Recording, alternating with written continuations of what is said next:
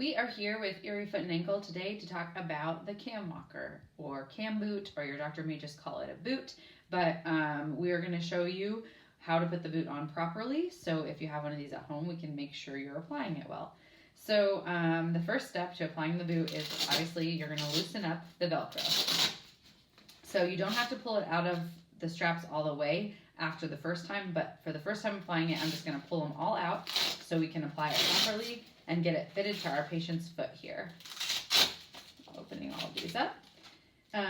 So then these open up, and this is a little valve right here to pump up air in order to make it fit securely on your leg. So you can use this little thing to pump it up at this valve, and then this one to let the air out before you take it off. So I'm gonna undo all of these. Inside, there will be some pads and instructions.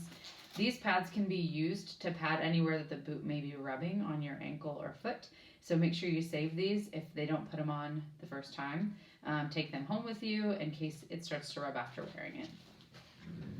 I'm going to show a little bit about the bottom of the boot here. It has a rocking design, and this is rigid right here. So it takes the motion out of your ankle joint and offloads it, as well as the rest of your foot, disperses the forces as you're moving. That way none of your joints are bending.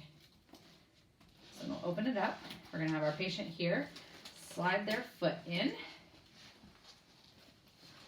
kind of like a boot. So if you noticed how she put her foot in, she put her ankle first and kind of slid it in, and that's exactly how we want it. And then I'm feeling, if you come around to this side, feeling for the back of her foot, we want it to be all the way back in the boot. So I'm pushing back like this.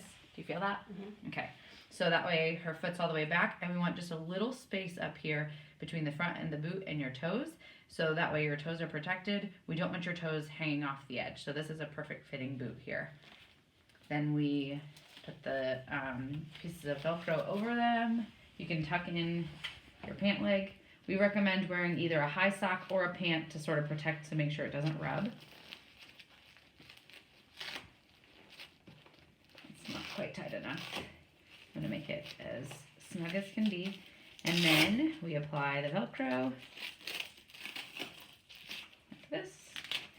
This is a place often patients get rubbing, so I'm going to put a pad on the front of our patient's ankle here like this. And then you can apply the Velcro over top.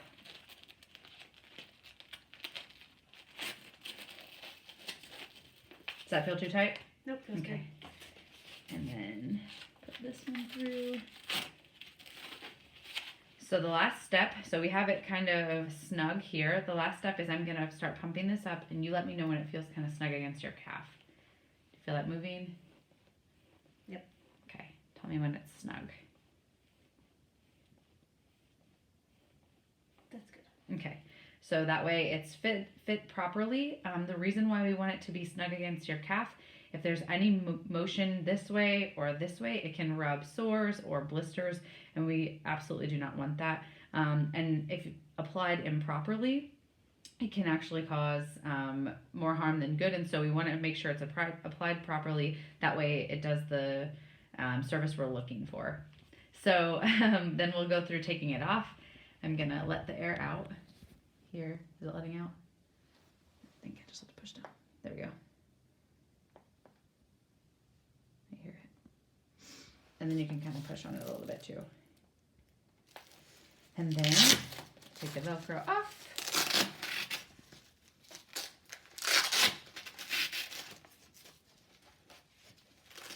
Like this.